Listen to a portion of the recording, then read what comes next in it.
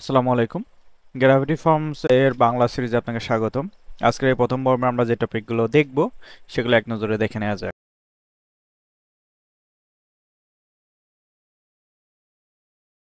আশা করছি আপনারা বুঝতে পেরেছেন কি কি বিষয় দেখানো হবে এই প্রথম পর্বের ভিডিওতে। তো চলুন শুরু করা যাক। প্রথমে আমরা আমাদের গ্র্যাভিটি ফর্মস প্লাগইনটা ইনস্টল করে নিব। ইনস্টল করার জন্য ড্যাশবোর্ডে লগ ইন করতে হবে। লগ ইন করার পর সিম্পলি আমাদেরকে আপলোড করে দিতে হবে। So, এটা খুবই সিম্পল প্রসেস। আই হোপ সবাই জানেন কিভাবে একটা প্লাগইন ইনস্টল করতে হয়। তো প্লাগইনটা ইনস্টল করার পর অ্যাক্টিভ করে নিব। অ্যাক্টিভ করার পরে আমরা প্রথমেই সেটিংস বা এটার যে ইন্টারফেসগুলো রয়েছে সেগুলো নিয়ে আমরা আলোচনা করব। এরপরে আমরা একটা সিম্পল কন্ট্যাক্ট ফর্ম ক্রিয়েট করব। আমার প্লাগইনটা ইনস্টল এবং অ্যাক্টিভেশন ডান। এখন আমি এটার সেটিংস নিয়ে আলোচনা করব এবং কি কি অপশন রয়েছে সেগুলো নিয়ে একটু আলোচনা করি। এখানে ফর্মস নামে একটা অপশন পেয়ে যাচ্ছি। এইখানে আমরা দেখতে পাচ্ছি ফর্মস আছে, যেখানে গেলে আমরা আমাদের যতগুলো ফর্ম আছে সবগুলো দেখতে পারবো। নিউ ফর্মে ক্লিক করলে আমরা নতুন ফর্ম তৈরি করতে পারবো। এন্ট্রিসে ক্লিক করলে আমরা যে ফর্মগুলো তৈরি করেছিলাম সেই ফর্মে যে সাবমিশনগুলো আসবে, অর্থাৎ ইউজার যখন সাবমিট করবে সবগুলো এন্ট্রিস আমরা এখানে দেখতে পারবো। এবং সেটিংসের মধ্যে গেলে আমরা এই ফর্মের কিছু সেটিংস সেট করতে পারবো। চলুন আমরা দেখে নিই। এন্ট্রিসটা আমরা একটু পরে যাব, যখন একটা ফর্ম তৈরি করব তারপরে ওখানে গিয়ে দেখব কি কি পাওয়া যায়। তো এখানে সেটিংসের মধ্যে আসলে আমরা দেখতে পারতেছি আমাদের এই ফর্মটা বাই ডিফল্ট অ্যাক্টিভেটেড। এটা জিপিএল ভার্সন বা ডেভেলপার ভার্সনও বলতে পারেন। সো এইখান থেকে আমাদের একটা জিনিস প্রয়োজন হয়, কারেন্সির যে ব্যাপারটা। যদি আপনি আপনার ওয়েবসাইটে সিম্পল কোনো প্রোডাক্ট সেল করতে চান, বুকিং প্রোডাক্ট সেল করতে চান, জাস্ট আপনার যদি একটা বা দুইটা বা খুবই লিমিটেড কিছু প্রোডাক্ট থাকে, সেক্ষেত্রে আমরা ই কমার্স ছাড়াই গ্র্যাভিটি ফর্মস দিয়ে সেল করতে পারি। কারণ এখানে বিভিন্ন ধরনের পেমেন্ট গেটওয়ে সাপোর্ট দেওয়া যায়, পেপাল, অথরাইজ.নেট, স্ট্রাইপ, এছাড়া আর অনেক গেটওয়ে আছে যেগুলো নিয়ে আমরা ধাপে ধাপে আলোচনা করব। আমরা যে সিরিজটা স্টার্ট করেছি এই সিরিজে বেসিক থেকে স্টার্ট করব। সো যারা আগে থেকে জানেন না তারা জন্য আমাদের সাথে কন্টিনিউ করতে পারবেন, আর সেই উদ্দেশ্যে আমি একদম বেসিক থেকে স্টার্ট করতেছি। আর যারা ইতিমধ্যে জানেন তারাও ভিডিওগুলো দেখবেন, কারণ জানার মধ্যে অনেক কিছু অজানা থেকে যায়। আশা করতেছি উপকৃত হবেন। সো এখানে যে কারেন্সি দেখতে পারতেছি, এখান থেকে আমরা কিছু প্রিডিফাইন্ড কারেন্সি ইউজ করতে পারি, যেটা আমরা পরবর্তীতে আরও আলোচনা করব। এবং এখানে কিভাবে কাস্টম কারেন্সি অ্যাড করা যায় সেটা নিয়ে আমরা পরবর্তীতে দেখব। এছাড়াও এখানে থিমের যে ব্যাপারটা, অর্থাৎ আপনি যখন একটা ফর্ম ইউজ করতেছেন, দেখাচ্ছেন, শো করতেছেন ফ্রন্ট এন্ডে, শো করানোর সময় যে ডিজাইনটা আসবে আমরা থিমের মাধ্যমে, অর্থাৎ এখানে যে দুটো থিম দেখতেছি এই থিমের মাধ্যমে পরিবর্তন করতে পারি। এছাড়াও অ্যাডন্স রয়েছে, অ্যাডন্স দিয়ে আমরা পরিবর্তন করতে পারি। তাছাড়াও বিভিন্ন প্লাগইনের মাধ্যমেও আমরা ডিজাইন চেঞ্জ করতে পারি।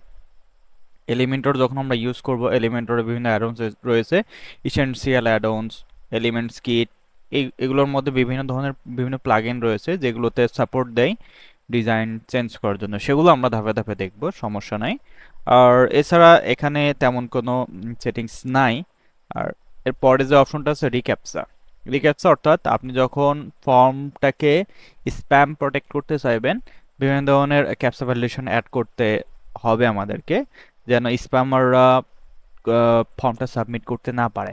সেক্ষেত্রে আমরা গুগলের রিক্যাপচা সার্ভিস ইউজ করতে পারি। এছাড়া আরও বিভিন্ন কিছু ক্যাপচা রয়েছে যেগুলো আমরা ধাপে ধাপে দেখব। রেস্ট এপিআই এটা ডেভেলপমেন্টের পার্ট। সো ডেভেলপমেন্ট নিয়ে যখন আমরা আলোচনা করব, আমি অলরেডি আপনার সাথে শেয়ার করেছি থিম ডেভেলপমেন্ট এবং প্লাগইন ডেভেলপমেন্টের সিরিজ ইনশাল্লাহ আপনাদের সামনে আমি নিয়ে আসবো। তখন এটা নিয়ে আমরা রেস্ট এপিআই নিয়ে আলোচনা করব। এবং আনইনস্টলের এখানে যদি যাই, আমরা আনইনস্টল চাইলে এখান থেকে আমরা আনইনস্টল করে ফেলতে পারবো। এটা হচ্ছে খুবই সিম্পল সেটিংস যেটা গ্র্যাভিটি ফর্মস আমাদেরকে বাই ডিফল্ট প্রোভাইড করতেছে। আরেকটা ব্যাপার, এখানে কিন্তু আমরা কোনো ধরনের অ্যাডন্স প্লাগইন এখনো ইনস্টল করি নাই। শুধুমাত্র গ্র্যাভিটি ফর্মের মাধ্যমেই আমরা বিভিন্ন ফর্ম তৈরি করতে পারবো, বিভিন্ন ধরনের ফর্ম। তো সেগুলো কমপ্লিট করার পরে আমরা বিভিন্ন অ্যাডন্সে মুভ করব।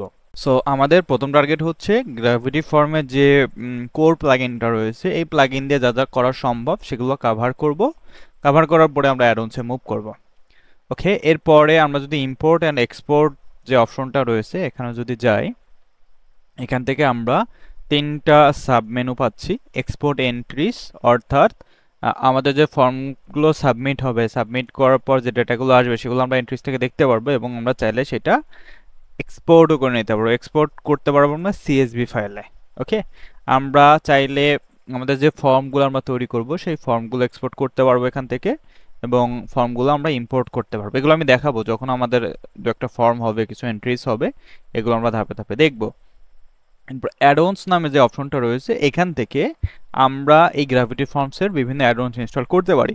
তো এইখান থেকে সরাসরি যদি আপনি ইনস্টল করতে চান, সেক্ষেত্রে আপনাকে গ্র্যাভিটি ফর্মসটা পারচেস করতে হবে। যখন আপনার পারচেস করা থাকবে এবং লাইসেন্স কি দিয়ে অ্যাক্টিভ করা থাকবে, তখন আপনি এখান থেকে অ্যাডঅনসগুলো ইনস্টল করতে পারবেন। যেহেতু আমাদের নাই, আমাদের আর প্রয়োজনও নাই, আমি আপনাদেরকে এগুলো দিয়ে দিব। সো সেগুলো আপনারা ইউজ করতে পারবেন। পরে সিস্টেম স্ট্যাটাসের মধ্যে যদি যাই, আমরা আমাদের ওয়েবসাইটের সিস্টেম স্ট্যাটাসটা জানতে পারবো। ওয়েবসাইটের যদিও আমি এটা লোকাল সার্ভারে কাজ করতেছি, লাইভ সার্ভারে গেলেও আপনারা এটা দেখতে পারবেন। কিছু কিছু রিকোয়ারমেন্ট থাকে যেগুলো বাই ডিফল্ট এটা সাধারণত ফিল আপই থাকে। তারপর যদি প্রবলেম থাকে সেক্ষেত্রে এখান থেকে সলভ দেখা যাবে, এবং সেই অনুযায়ী আপনাকে সার্ভারটা কনফিগার করে নিতে হবে। এবং সো এগুলোই হচ্ছে ওভারঅল অপশনসগুলো গ্র্যাভিটি ফর্মসের। এখন আমরা একটা সিম্পল ফর্ম তৈরি করব। তো সিম্পল একটা ফর্ম তৈরি করার জন্য নিউ ফর্মে যদি ক্লিক করি, সেক্ষেত্রে আমার একটা পপ আপ দেখাচ্ছে, যেখান থেকে আমি চাইলে কিছু টেমপ্লেট প্রিমেড ফর্ম রয়েছে সেগুলো ইউজ করতে পারবো। তো আমরা এগুলো ইউজ করব না, আমরা জাস্ট ব্ল্যাঙ্ক ফর্মের এটাতে ক্লিক করবো। এখানে ফর্মের নাম দিতে হবে আমাদেরকে।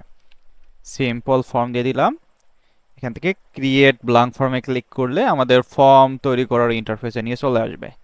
এইখানে আমি একটু আপনাদের ইন্টারফেসটার সাথে একটু পরিচয় করিয়ে দিই, তারপর আমরা একটা ফর্ম তৈরি করব।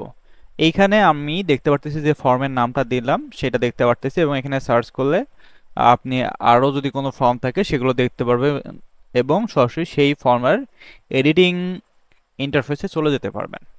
এখানে সেটিংস দেখতে পাচ্ছেন, এই সেটিংসের এখান থেকে আমরা ফর্মের যাবতীয় সেটিংস কন্ট্রোল করতে পারবো। সেটিংস রয়েছে কনফার্মেশনস, নোটিফিকেশনস, পার্সোনাল ডেটা। প্রত্যেকটা অপশন আমি ধাপে ধাপে আলোচনা করব, যদিও এই পার্টে এই অপশনগুলোর মধ্যে মুভ করব না, নেক্সট পার্টে মুভ করব এই অপশনগুলোর মধ্যে। এবং এন্ট্রিসের যদি যাই আমরা, সেক্ষেত্রে এই ফর্মে যে সাবমিশনগুলো হয়েছে সেগুলো দেখতে পারবো। এমবেডের এখান থেকে আমরা যেটা করতে পারবো, এই ফর্মটা যে আমরা তৈরি করলাম, ফর্মটা তো শুধু তৈরি করলে হবে না, আমাদেরকে বিভিন্ন পেজে বা বিভিন্ন জায়গায় দেখাতে হবে। তো দেখানোর জন্য আমরা চাইলে আমাদের এক্সিস্টিং পেজে আমরা এটা শো করাতে পারি, নতুন পেজ তৈরি করে সেখানে শো করাতে পারি, অথবা আমরা শর্টকাট কপি করে সেটা শো করাতে পারি। তো আমি রিকমেন্ড করবো আপনার শর্টকাটটা কপি করে আপনার যেখানে দেখানোর প্রয়োজন সেখানে আপনি এটা দেখাবেন। তো এটা কপি করে নিলাম, আমরা ফর্ম তৈরি করার পরে এটা ইউজ করব। এরপরে প্রিভিউতে যদি আপনি ক্লিক করেন, সেক্ষেত্রে আপনি যে ফর্মটা তৈরি করলেন কিভাবে তৈরি করেছেন সেটা দেখতে পারবেন। ওকে, দেখবো আমরা এটা।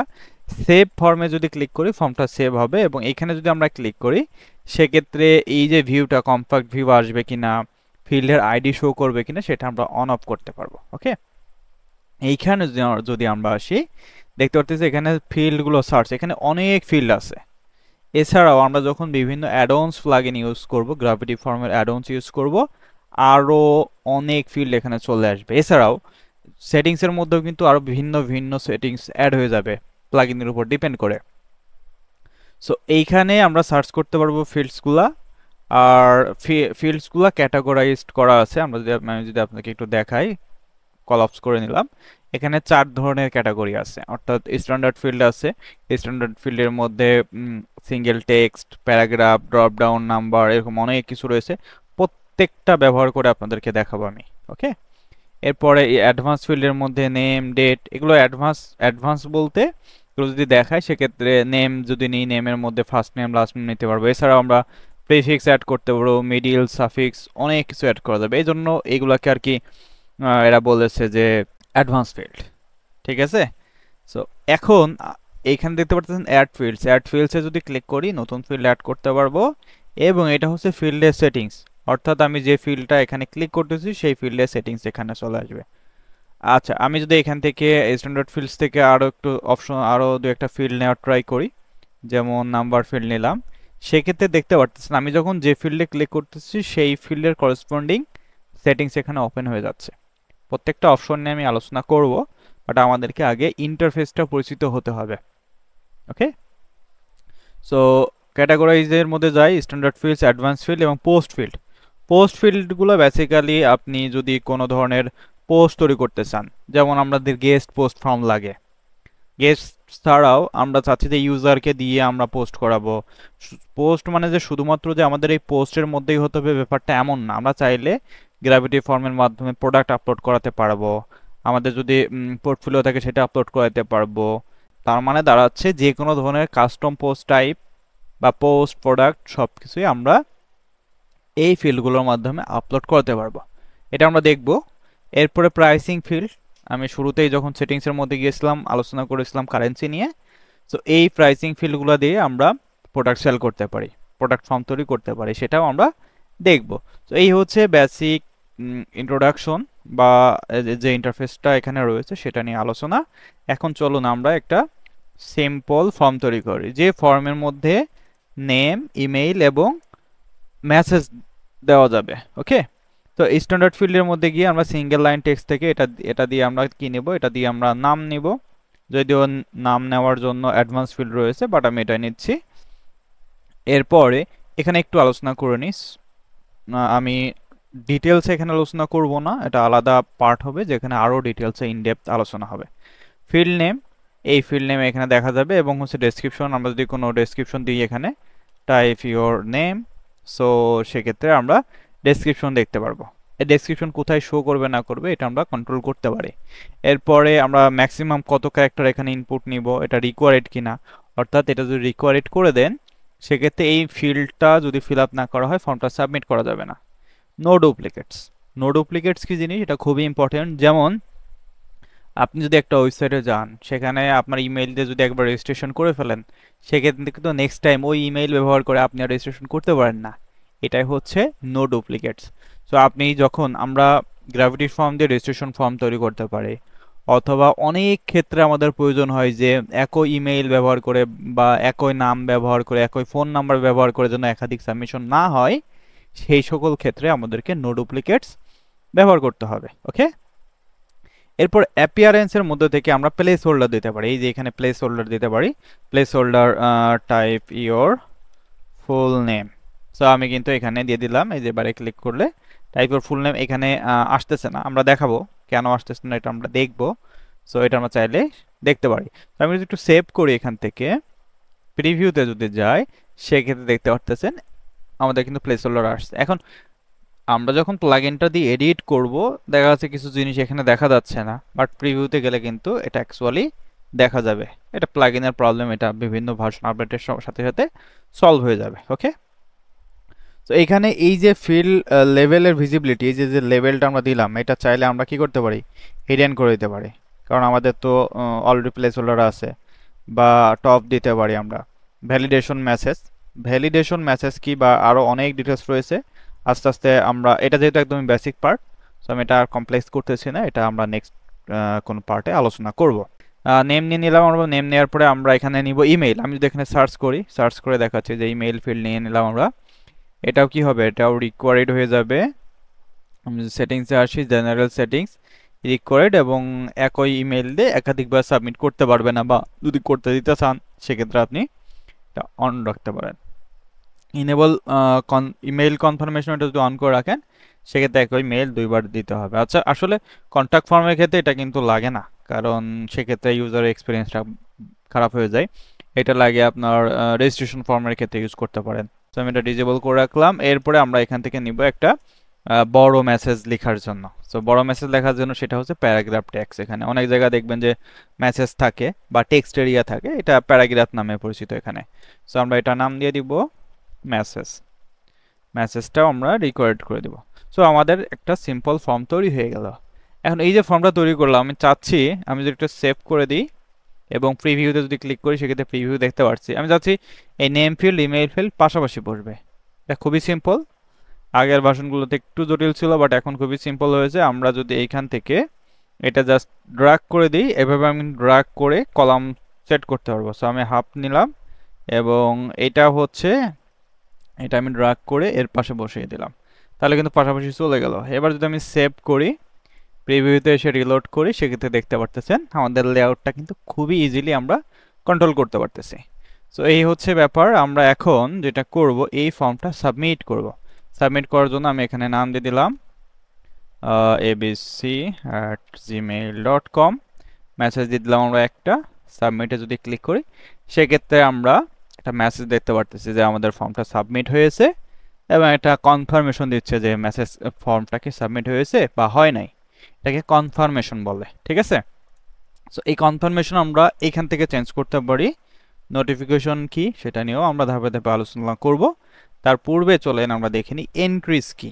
সো এন্ট্রিজটাতে যদি আমি ক্লিক করি, আমি যখন ফর্মটা তৈরি করলাম, তৈরি করার পরে কিন্তু একটা ফর্ম সাবমিট করেছি।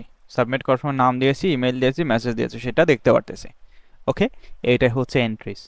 এইটা থেকে এখান থেকে আমি দেখেন যে ফর্মটা সিলেক্ট করেছি, ফর্মটা সিলেক্ট হয়ে গিয়েছে এবং এন্ট্রিজগুলো আসছে। অলমোস্ট এইখানে এন্ট্রিজ, যে এন্ট্রিজটা দেখতে পাচ্ছেন সেটাই কিন্তু এখানে চলে এসেছে। তো এটাই হচ্ছে এন্ট্রিজ। আর এইভাবে আমরা একটা সিম্পল ফর্ম তৈরি করতে পারি। এবং আমরা এখানে যে ইম্পোর্ট এক্সপোর্ট রয়েছিল সেটা নিয়ে একটু আলোচনা করি। এক্সপোর্ট এন্ট্রিজ থেকে ক্লিক করলে আমরা এখন যেহেতু আমাদের একটা ফর্ম আছে, সেই ফর্মটা সিলেক্ট করতে পারতেছি। সিলেক্ট করলে আমাদের কি কি ইনফরমেশন আমি এক্সপোর্ট করব, চাইলে আমি যদি সব সিলেক্ট করে দিই তাহলে সবগুলো এখান থেকে দেখা যাবে।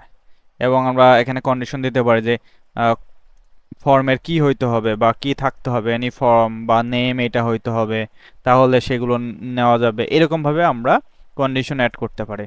সো বাট আমি এটা চাচ্ছি না, কোনো ধরনের কন্ডিশন দিব না। এবং ডেট রেঞ্জ, ডেট দিয়েও আমরা সাবমিশন নিতে পারি। অর্থাৎ আমার দরকার শুধুমাত্র জানুয়ারি 2024-এর সাবমিশনগুলো, সেগুলো আমি এখান থেকে স্টার্ট ডেট এন্ড ডেট দিয়ে সেট নিতে পারি। যেমন আমি দেখিয়ে দিই, যেমন আপনি চাচ্ছেন যে এপ্রিল 2024-এর সব সাবমিশন নিতে চাচ্ছেন, তাহলে এপ্রিল 1 থেকে আপনাকে দিতে হবে এপ্রিল 30। সেক্ষেত্রে আপনি এই ডেট রেঞ্জের মধ্যে যে সাবমিশনগুলো আছে সেগুলো নিতে পারবেন। সো আমি কোনো ডেট রেঞ্জ দিচ্ছি না। এরপর যদি ডাউনলোড এক্সপোর্ট ফাইলে যদি ক্লিক করি, সেক্ষেত্রে আমার এটা ডাউনলোড হয়ে যাবে। এবং এটা যদি ওপেন করি, দেখেন দেখতে পারতেছেন নাম, ইমেইল, মেসেজ, কখন ক্রিয়েট হয়েছে, সব তথ্যগুলো এখানে কিন্তু দেখা যাচ্ছে। সো এই হচ্ছে ব্যাপার, এভাবে এক্সপোর্ট করতে পারি আমরা। এরপরে আমরা যদি এখানে আসি এক্সপোর্ট ফর্মস, তো আপনি একটা ফর্ম এখানে বানিয়েছেন, সেটা অন্য ওয়েবসাইটে ইউজ করবেন, বা এটা একটা ক্রিটিক্যাল ফর্ম বানিয়েছেন যেটা ভবিষ্যতে কাজে লাগতে পারে, তো সেটা আপনি সংরক্ষণ করার জন্য আপনি চাইলে এখান থেকে সব ফর্ম অথবা স্পেসিফিক ফর্ম আপনি ডাউনলোড করে রাখতে পারবেন বা এক্সপোর্ট করে রাখতে পারবেন। এবং এক্সপোর্ট করে রেখে যখন নতুন ওয়েবসাইটে আপনি ফর্মটা ইউজ করতে চাবেন বা প্রয়োজন হবে, তখন ইম্পোর্টে যেতে হবে। ইম্পোর্টে গিয়ে সেই ফাইলটা জাস্ট আপনাকে দেখিয়ে দিতে হবে, তাহলে হয়ে যাবে। এভাবে এক্সপোর্ট ইম্পোর্ট কাজ করে থাকে। তো এখন আমাদের ফর্ম তো তৈরি হয়ে গিয়েছে, আমরা অলরেডি ফর্ম তৈরি করে ফেলেছি। এখন এই যে ফর্মটা আমরা কিভাবে বিভিন্ন পেজে ইউজ করব, পেজে ইউজ করার জন্য আমরা এমবেডে ক্লিক করব এবং কপি শর্ট করে ক্লিক করে দিব। এরপরে আমি যদি পেজে চলে যাই, পেজে যাওয়ার পরে এখান থেকে আমরা নিয়ে নিলাম সিম্পল ফর্ম, এখান থেকে শর্টকট ব্লক নিয়ে নেব। আমরা শর্টকট নেওয়ার পরে এখানে শর্টকটটা দিয়ে দিব। এবং টাইটেল, আমরা যে ফর্মের যে টাইটেলটা আছে সেটা যদি দেখাতে চাই ট্রু রাখবো, আর যদি না দেখাতে চাই আমরা এখানে ফলস দিয়ে দিতে পারি। পরে পাবলিশে যদি ক্লিক করি, সেক্ষেত্রে আমাদের এই ফর্মটা পাবলিশ হয়ে যাবে। এবং আমি যদি পেজটা ভিজিট করি, সেক্ষেত্রে দেখতে পারতেছেন আমি সেই পেজটা দেখতে পারতেছি, এখানে যে ফর্ম। এবং সেটিংসে যখন আমি আলোচনা করেছিলাম, তখন আপনাদেরকে দেখিয়েছিলাম যে আমরা এই যে থিমটা, ডিজাইনটা চাইলে পরিবর্তন করতে পারবো কিভাবে। ফর্মস থেকে আমি যদি সেটিংসে যাই, সেটিংস থেকে এখানে দেখতে পারতেছেন অরবিটাল থিম, আমি যদি এইটা দিয়ে দিই, সেক্ষেত্রে ডিজাইনটা আশা করতেছি কিছুটা হলেও চেঞ্জ হয়ে যাবে। তো আমি যদি এখানে আসি, এই দেখেন ডিজাইনটা একটু চেঞ্জ হয়েছে। তো এইভাবে ডিফল্ট থিম আপনি ইউজ করতে পারবেন। এবং আমি দেখাবো নেক্সট এর কোনো একটা পার্টে অ্যাডঅনস ব্যবহার করে কিভাবে আমরা এই স্টাইল চেঞ্জ করতে পারি। সো আজকের পার্টটা এখানে শেষ করতেছি। নেক্সট পার্টে আমরা ফর্মে যে ফিল্ডগুলো রয়েছে, ফিল্ডগুলো যে সেটিংসগুলো আমরা ইগনোর করলাম, সেগুলো আমরা নেক্সট পার্টে দেখব, কারণ নেক্সট পার্টে একটু অ্যাডভান্সে আমরা মুভ করব। তো ভিডিওটি কেমন লাগলো কমেন্ট করে জানাতে ভুলবেন না। এবং যদি কোনো প্রশ্ন থাকে সেক্ষেত্রে কমেন্ট বক্সে করতে পারেন, চেষ্টা করব উত্তর দেওয়ার জন্য। Thank you so much.